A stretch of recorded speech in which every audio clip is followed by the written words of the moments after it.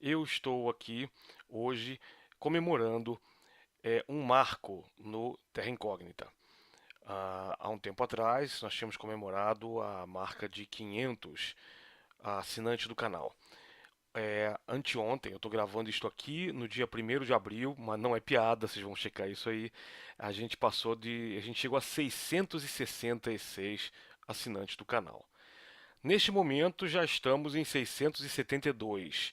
Então, né, o marco foi e voltou.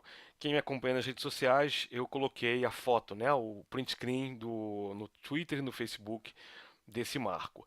Não tem nada demais, é um número como outro qualquer. Mas aí eu resolvi fazer uma brincadeira nas duas redes, perguntando o que as pessoas, né, o que vocês que me veem gostariam de ver aqui. E claro, como o número é um número simbólico e cabalístico, eu perguntei se vocês, o que vocês gostariam de ver em termos de misturar horror com ficção científica. Olha, nesse momento tem assim, acho que umas 10 ou 12 sugestões, todas muito boas, porque todas muito bem sacadas. Tem desde contemporâneos de Lovecraft, como William Hope Hodgson, até autores mais recentes. Né? Tem aquela série de livros e o que virou um filme, inclusive John Dies at the End. Eu gostei muito do filme e li o primeiro livro, não li o resto. Agora, o interessante é que foi a primeira dica que eu vi, o primeiro comentário de todos foi o que mais mexeu comigo. Foi o comentário da querida amiga Angélica Helles. Se vocês ainda não viram, não ouviram os podcasts dela, por favor, procurem ela no Facebook. Eu vou deixar os links para os dois, né, dois de vários podcasts que ela faz. Eu tenho participado nas últimas semanas do podcast dela de Twilight Zone, de Além da Imaginação, a série clássica que ela faz com o parceiro Marcos Noriega. Ela, assim, ela é uma pioneira dos podcasts e ela tem uma cultura cinematográfica e literária também na área de ficção científica e terror, paz de terror, impressionante. E a dica que ela deu de cara foi The Space Vampires, do Colin Wilson, que gerou, anos depois, o filme Life Force, Força Sinistra, do Tobe Hooper. Então, para comemorar esse marco, eu vou falar dessas duas obras aqui agora no Terra Incógnita e fazendo mais uma coisa. Estou inaugurando aqui, com este programa, o spin-off Terra Incógnita Classic, que vai ser dedicado somente a obras mais antigas, né, de ficção científica, basicamente literárias. Como a gente tem falado sempre aqui, o meu interesse é sempre falar do que tem sido publicado de mais recente. Mas tem muita coisa antiga que não saiu no Brasil ou saiu e foi esgotada e ninguém mais ouviu falar. É o caso do Vampiros do Espaço. The Space Vampires tem um histórico de publicação que eu acho interessantíssimo. Tudo que eu vou falar aqui agora foi uma pesquisa superficial que eu fiz ao longo de 2 dias. Tá? Então, se vocês tiverem mais dados, por favor, não hesitem em apontar nos comentários do vídeo. O livro saiu originalmente, The Space Vampire, saiu na Inglaterra, né, em 1976. E a referência que eu tenho aqui da tradução do círculo do livro é do mesmo ano. A gente fica achando que essa coisa de publicar quase que simultâneo é uma coisa do tempo de internet. Não é. Quando se trata de autores famosos ou autores que vendem bem, isso costuma acontecer já há décadas, a publicação ser no mesmo ano. É provável que o livro, aí eu não tenho esse dado, é provável que The Space Vampires tenha sido publicado no começo de 76 na Inglaterra e no fim de 76 aqui no Brasil. Quem tinha os direitos dos livros todos era a editora Francisco Alves, que já fechou há muito tempo. Eu trabalhei um pouco para Francisco Alves como copydesk e cheguei a traduzir em parceria com Silvio Gonçalves o livro de Early Stories do H.P. Lovecraft, A Tumba. O meu nome não consta como tradutor, como co-tradutor, mas eu fui o prefaciador dessa edição e fiz também o copydesk inteiro do livro. Colin Wilson é um autor sobre o qual se sabe muito pouco biograficamente. Existe um verbete grande dele na Wikipedia, em português e inglês, que é muito legal. As fotos dele são todas da década de 60, né? Aquele inglês típico, cabelinho tipo Michael Caine, né? Cabelinho partidinho aqui do lado, um óculos, né? Bem com aro bem grosso, né? Preto. E parece um pouquinho o Albert Finney, para quem curte cinema, vai ver a referência. Albert Finney na época de Tom Jones, era um cara bonitão. E era um filósofo interessantíssimo, de um tipo que não é aceito pelo establishment, né, de filosofia. Você não vai estudar, até onde eu sei, você não estuda a obra de Colin Wilson na faculdade de filosofia, nem aqui, acho que nem lá na Inglaterra, não tenho certeza quanto a isso. Mas o Colin Wilson, ele começou a carreira com 20 e poucos anos, publicando na década de 50 um livro importantíssimo chamado The Outsider, que é um ensaio filosófico, psicanalítico sobre o conceito de outsider na literatura. Personagens, por exemplo, como Raskolnikov, de Crime e Castigo, o francês, lá, o argelino, lá O Estrangeiro, do Camus, e assim por diante. E esse cara ganhou notoriedade no mundo inteiro. Ele foi traduzido acho que em 20 idiomas. Realmente foi uma coisa. E aqui no Brasil, até onde eu sei, vendeu muito também. E ele tinha. Ele lançou vários livros muito bacanas no Brasil. A maioria de não ficção. Eu tenho um livro que, para mim, é um dos grandes livros do Colin Wilson, que é A Criminal History of Mankind, que ele faz uma análise, um estudo da pulsão de morte no sentido, não no suicídio de suicídio, né? Mas a pulsão de morte no sentido de você matar o outro. Então ele faz uma coisa que parte um pouco do Freud, mas ele já começa a fazer um estudo mais, vamos dizer, sui generis, mais heterodoxo. E foi isso que caracterizou a vida do Colin Wilson. O Wilson, ele escreveu alguma ficção também, e ele foi desafiado pelo August Derleth, né, contemporâneo do Lovecraft, a escrever uma história Lovecraftiana. E o Colin Wilson, que gostava de Lovecraft, ele se interessou tanto que ele acabou fazendo uma trilogia, tá? Os Parasitas da Mente, que é um livro classicão também, e Os Vampiros do Espaço, se eu não me engano, é o segundo livro da trilogia. Não vou lembrar o terceiro agora, essa informação vocês encontram no Wikipedia. Vampiros do Espaço me marcou profundamente. Eu li acho que em 78 para 79, pelo Círculo do Livro. Um dia eu quero fazer um programa especial sobre o Círculo do Livro. É que eu não tenho mais praticamente nenhum livro do Círculo comigo. Eu de vez em quando vou num sebo lá perto do meu trabalho, não vou dizer onde é, volta e meia aparecem edições em não muito bom estado do Círculo do Livro. Estou comprando todas, mesmo que não tenham, não sejam de ficção científica. E estou comprando várias que eu nunca li e que eu lembro de ver nos catálogos que minha mãe recebia. Né? Bom, fiz falei muita coisa aqui prévia, né? E agora eu quero falar do livro e do filme. Vamos lá. Vampiros do Espaço me marcou, talvez muito mais pelo entorno do que pelo tema principal. Vou explicar por quê. A história se passa mais ou menos em 2082, 2083. Ou seja, já estão pensando na virada para o século 22. Eu sempre tive na minha cabeça que a história se passava no século 22. Parece que o epílogo é no século 22. Eu estou relendo o livro agora enquanto eu falo isso para vocês. Eu consegui uma edição em inglês, eu li em português mesmo, mas confesso que assim, o que eu lembro do livro é um pouco mais legal do que o que eu estou lendo aqui agora. Vou explicar. A história é simples, tá? A história é 2082, mais ou menos, uma expedição majoritariamente britânica, mas ela é da europeia, né? Essa expedição está no cinturão de asteroides e eles encontram uma nave gigantesca, uma nave com cerca de 80 quilômetros de comprimento, e ela tem o tamanho e formato quase que de uma catedral. Quando eles entram na nave, eles descobrem vários corpos aparentemente mortos e depois descobrem que não. Então, uma espécie de animação suspensa. São corpos humanoides, parecidíssimos com seres humanos, e o tamanho da nave e o tipo de nave é uma coisa que me marcou muito, porque até então eu nunca tinha lido história nenhuma, né, com naves tão gigantescas assim. E a nave parece uma catedral gótica pela descrição que eles fazem. Então já tem uma sensação meio de Lovecraftiano aí, né, do indizível, do terror cósmico, já começa a se mostrar por aí. O, os personagens, o principal personagem, o capitão é Olof Carlsen, que é um sueco e que mora na Inglaterra, tal, e ele é o capitão da expedição, eles comandam a expedição para entrar lá e tentar pesquisar. E ele descobre por acidente que algumas coisas dentro da nave ali são por comandos mentais. e que as ondas mentais dos seres humanos também podem comandar algumas coisas ali dentro da nave. Isso não quer dizer nada no primeiro momento.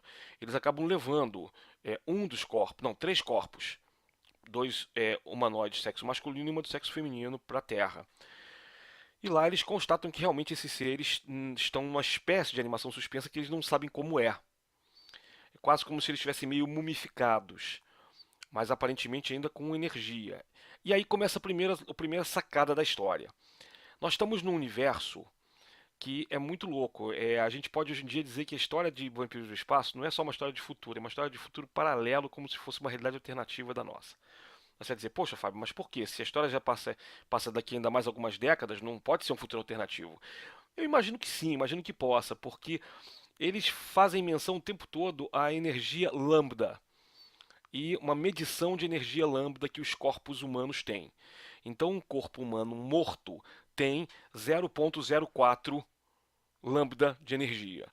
Um corpo vivo tem, né, um número muito maior. E eles vão medir como se fosse medir a aura da pessoa. Vai daí, eles vão descobrir assim que esses seres estão em animação suspensa, não estão mortos, e por um descuido, é, a personagem, a mulher do grupo, ela suga a energia vital de um rapaz.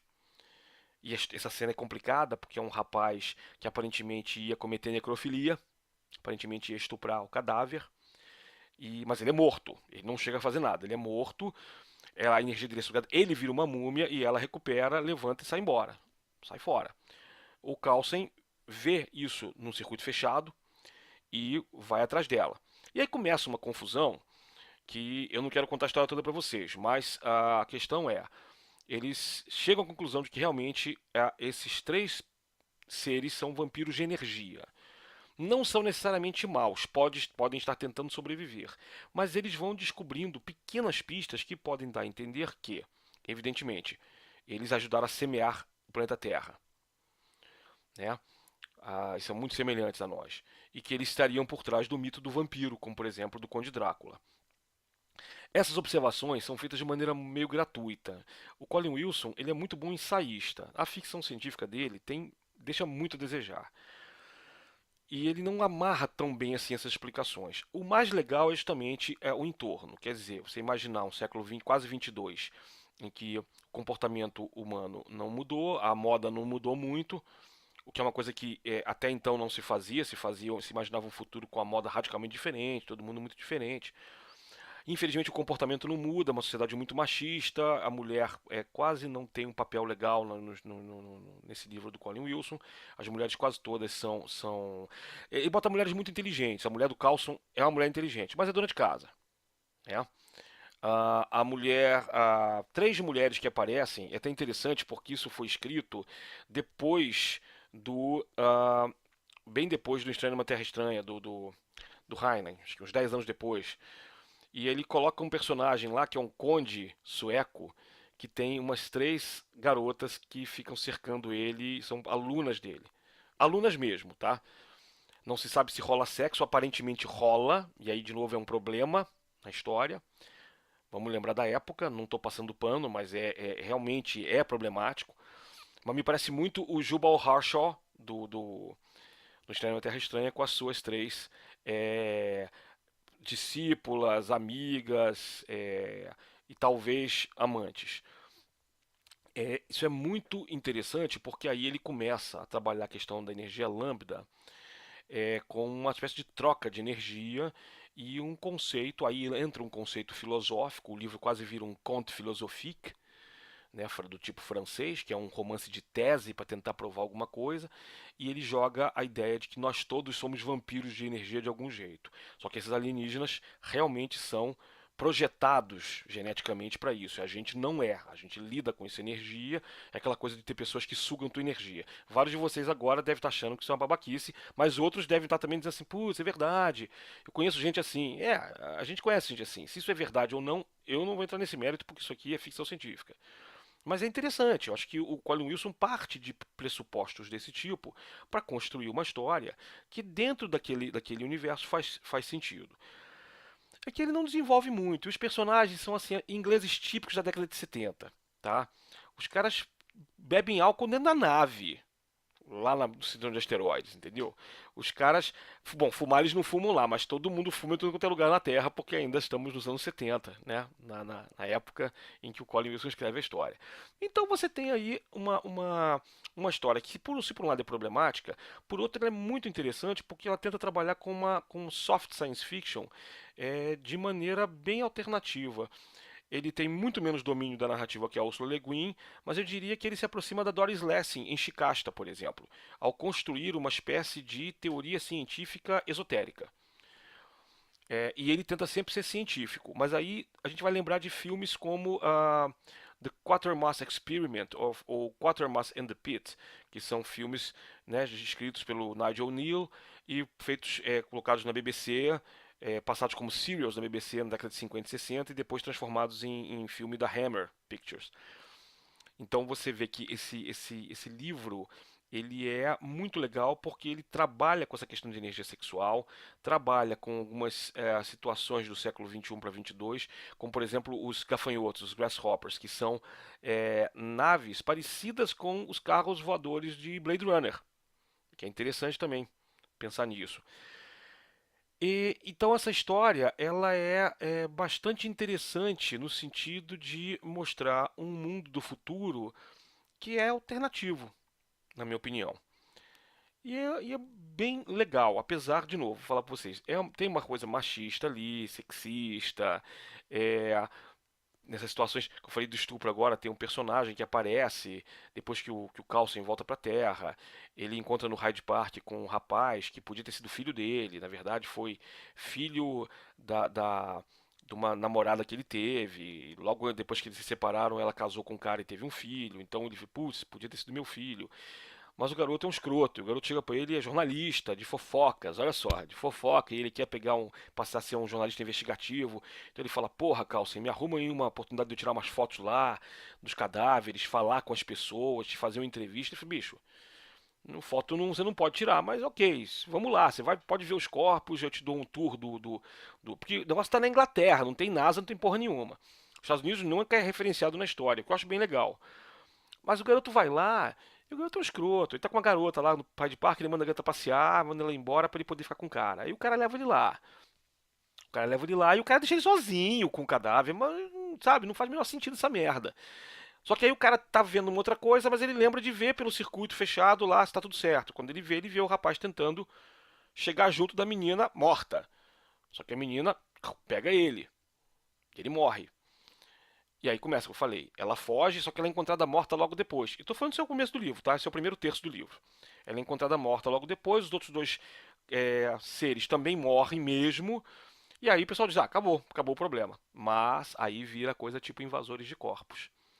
Eles chegam à conclusão, de maneira meio technobabble, de que ela conseguiu projetar a energia dela astralmente para fora, uma viagem astral, e entrou no corpo de outra pessoa. Eles encontram evidências disso. Só que eles vão encontrando outros corpos, ela vai deixando uma trilha de corpos.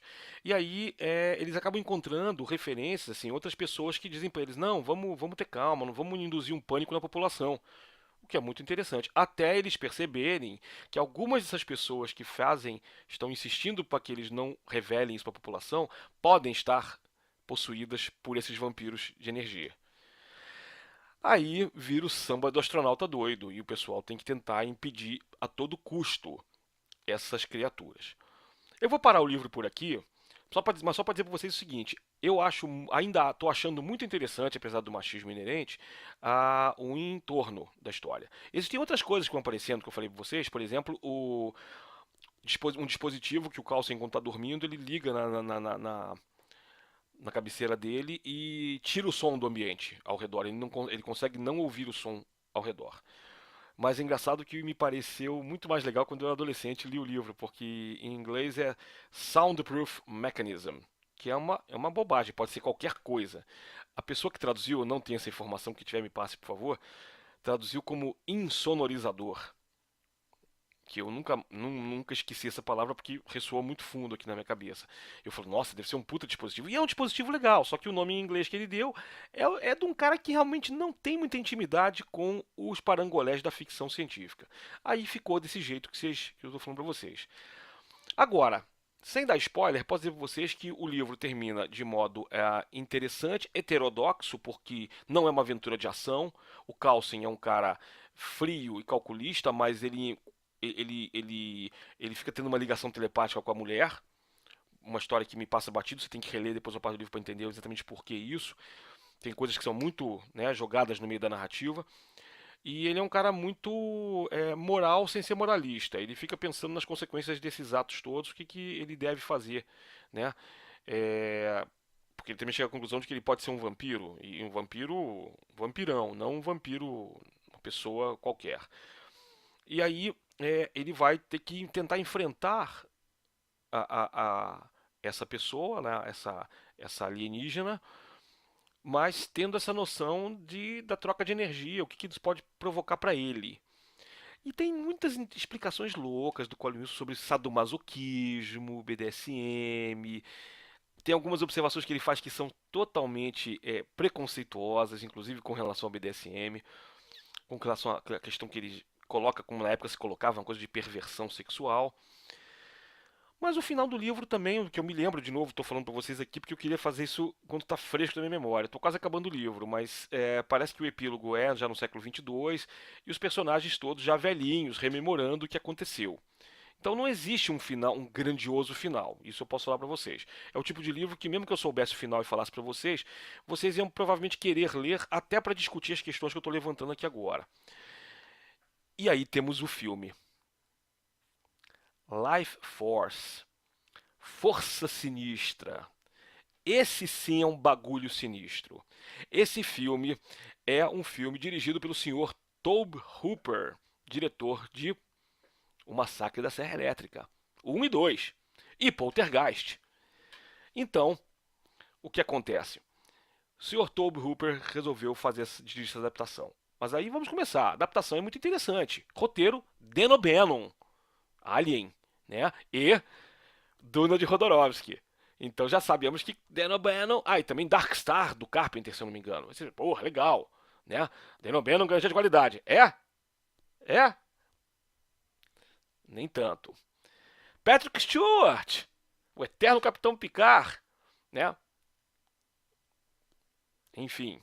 Matilda May, a atriz francesa que é conhecidíssima na França hoje em dia, nos Estados Unidos e no Brasil ninguém mais lembra quem é, porque só viram ela nesse papel em que ela aparece 90% do tempo peladinha como veio ao mundo. Então a alegria dos punheteiros nerds, né? Mas o filme é muito mais machista e sexista do que o livro, porque no livro ela aparece nua no começo e depois ela veste uma roupa e vai embora, né? Então, no filme, o filme é uma sexploitation fodida. Então, assim, o filme ao contrário do livro, eu consegui achar aqui depois de um tempo procurando e vi quase todo. O filme é um filme difícil de assistir, difícil, não é nem por questão do sexismo, é questão que é chato. O filme é chato. No começo a adaptação é bem fiel ao livro, mas no comecinho, acho que nem a primeira meia hora, é um filme de 1 hora e meia, acho que os primeiros 20 minutos são bem fiéis ao livro. Depois fica ruim, porque é uma trilha sonora desconjuntada. A questão do timing eu sempre vou achar muito curioso. Eu quero discutir isso um dia com meus amigos cinéfilos. Como é que você pode pegar, às vezes, um elenco super bom e não clica? Trilha sonora, Henry Mancini. Henry Mancini. E o cara faz uma trilha sonora com a London Symphonic Orchestra e que fica muito portentosa e a edição faz ela entrar sempre nas horas erradas. Então não fica legal. O elenco que eu falei tem Steve Railsback, que faz o Capitão Coulson, não é Coulson, não é sueco, é britânico. É americano, não é equipe britânica. E o Steve Railsback fez muito filme dos anos 80. Ah, tem que lembrar pra vocês, a coisa legal que abre o filme é a produtora, Golan Globus. Quem lembra aqui, Golan Globus foi a grande produtora de filme trash, classe B, C e D americano dos anos 70 e 80. Vários filmes, se eu não me engano, Cobra do Stallone, da Golan Globus, Galáxia do Terror, é da Golan Globus. Tem filme bom pra cacete. E são aqueles filmes tão ruins que são bons. Então, por isso vale a pena ver Life Force. Agora, os efeitos especiais são mais ou menos, mas eu diria que são bem fraquinhos. E no final, aí eu vou contar o final do filme, gente, desculpa. O final do filme é uma merda. O final do filme, o Railsback, ele se abraça pelado com ela lá e comete o sacrifício final. Os dois são empalados. E empalados aí não é sexualmente, tá? Empalados por uma coisa mesmo ali, pra tirar a energia vital dos dois e ele poder se sacrificar e mandar os vampiros pra nave ou pra além da nave. O problema é que a alma dele, o espírito dele, sei lá, whatever, a energia vital dele vai junto. Ele se sacrifica pela Terra, que eu acho uma babaquice que até hoje não tem tamanho, mas é americano, né? Aí são os americanos. Eu não gosto disso mesmo, não. Agora, o filme vale a pena porque ele é trash. E não muito mais que isso, não tem muito mais a dizer que isso. Eu devia ter mantido até um vídeo mais curto, talvez vocês estivessem esperando uma puta análise do filme. Não, é o tipo de história que a gente gostaria de poder falar mais coisas bacanas, mas vocês estão acostumados a ouvir críticas minhas que têm alguns detalhes, apontam caminhos e deixa que vocês tirem suas conclusões, né? Eu não sou gatekeeper, eu não sou guardião de portal nenhum. Eu às vezes acho esses filmes e livros umas merdas, às vezes acho legais. Você vê que eu falei, critiquei muito o Vampiros do Espaço, porque não era mais o que eu esperava nessa segunda leitura, mas está valendo a leitura. Tá? Aí é livro do coração, é o livro que eu li e foi um livro formador para mim de ficção científica. Acho que vale a pena ler por esse aspecto. Quem estiver esperando uma ficção científica de qualidade em termos de forma, pode esquecer. Infelizmente não vai encontrar aí. Continuo gostando muito do Colin Wilson para outras coisas, com os livros, os ensaios deles. Quem tem aquela famosa coleção Futuro, aquele livro Futuro Proibido da Conrad, tem um texto dele sobre a Abraham Maslow e a experiência de Pico, que faz parte de um outro livro dele que é sensacional. Então vale a pena ler os ensaios e os livros de não ficção do Colin Wilson. E Vampiros do Espaço eu vou continuar recomendando como diversão. Né? Ele e os Parasitas da Mente formam, né, uma dupla de livros que eu acho que vale a pena. Já o filme, eu lamento muito, mas o filme pode servir para vocês fazerem um live tweet bêbados. Eu quase fiz isso, mas não tinha condição. Ou então reunir os amigos, comer uma pipoca e zoar o filme, sabe? Zoar mesmo. Vão na fé e sejam felizes. Tá bom? Então, esse foi o programa comemorativo do número 666. Vou aproveitar várias das ideias que me foram dadas naquele post, tá? Nos comentários. Não ficou só nisso, não. Vou começar a bolar isso aí. Como eu falei para vocês, quero ver se eu consigo fazer a frequência do Terra Incógnita mais curta, né? Fazer semanalmente, pelo menos. Acho que vai dar em breve. Então, um abraço e até o próximo programa.